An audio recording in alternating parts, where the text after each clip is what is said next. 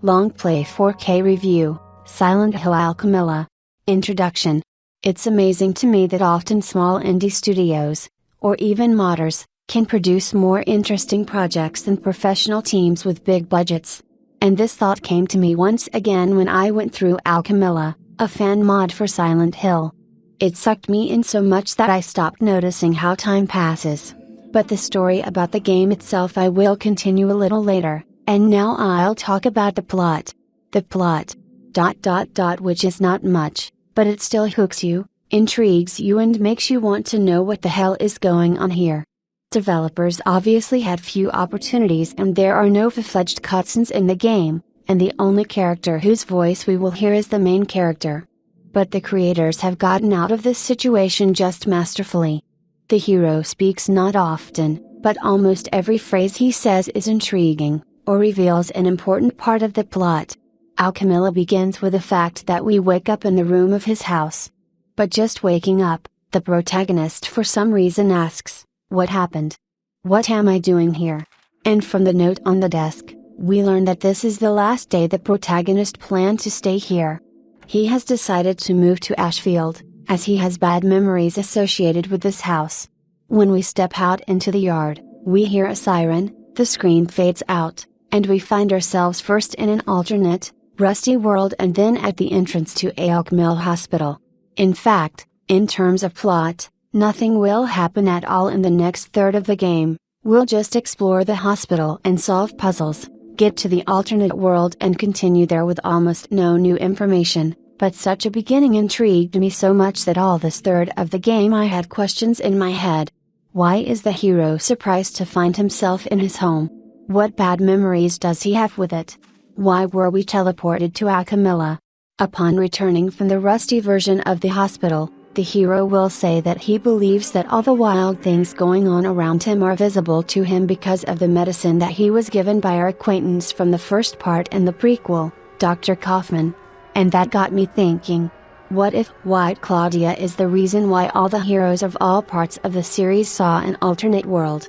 After all, in the canonical installments we were told that it causes hallucinations and was used in cult rituals. And our hero decides that he must find Kaufman in the Green Lion shop.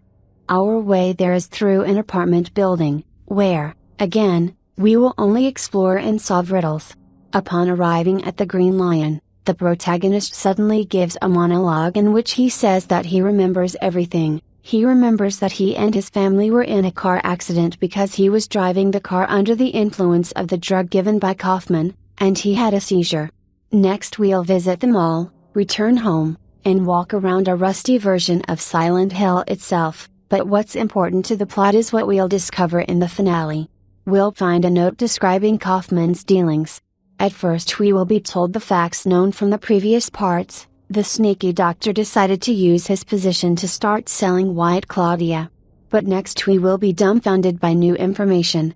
Kaufman will describe what he did to Norman Wexler, which, it turns out, is our hero's name. It turns out that the doctor was not giving Norman drugs, but was testing White Claudia on the poor man to see if it had any effect. The bastard found out what he wanted. It causes mental insanity and aggression. I wouldn't be surprised if they start seeing monsters under its smile. But Wexler killed his family under its influence. And Norman got into a car accident afterwards, alone, and as a result of the accident he lost his memory. We go further and lost in a creepy location, where the walls look like brains. The hero says, "No one will save me. I'll just stay here." And the game just ends. More about the gameplay. Now back to the gameplay. Like Visage, which I talked about in my recent article, Alchemilla is a game without a combat system, where you don't fight enemies, but only explore and solve puzzles. But unlike the last horror game, which I've already analyzed, which by the middle of the game was just sick of screamers and ghosts chasing you, in Alchemilla there are no enemies at all. Did it make the game boring? No. First off, this kind of gameplay, with moderately challenging puzzles and a heavy emphasis on exploration, works on its own without enemies.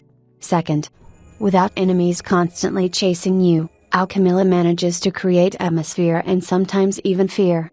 The aesthetics of a rusty world or living walls made up of something like brains and other such things can be frightening enough on their own. And the madness, in the style of the series, tearing up the idea of how the world works at all, is creepy. Bottom line.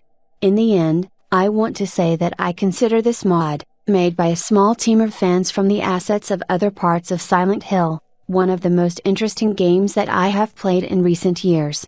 It's a shame that so few other interactive activities are able to evoke that ineffable feeling of joy at being able to find the right path or solve a puzzle. None of the puzzles here are overly complex, they won't break your brain, but you have to think about each one. The difficulty of the puzzles in Alchemilla, in my opinion, strikes the perfect balance between difficulty and accessibility. Here you can hardly get stuck for too long, but at the same time the game never slips into what we saw, for example, in Resident Evil Village, where you could not even read the hints, because you are required to enter on the door a combination of 2 symbols with 4 variants of each, that is, you have to guess the right combination out of 8 variants.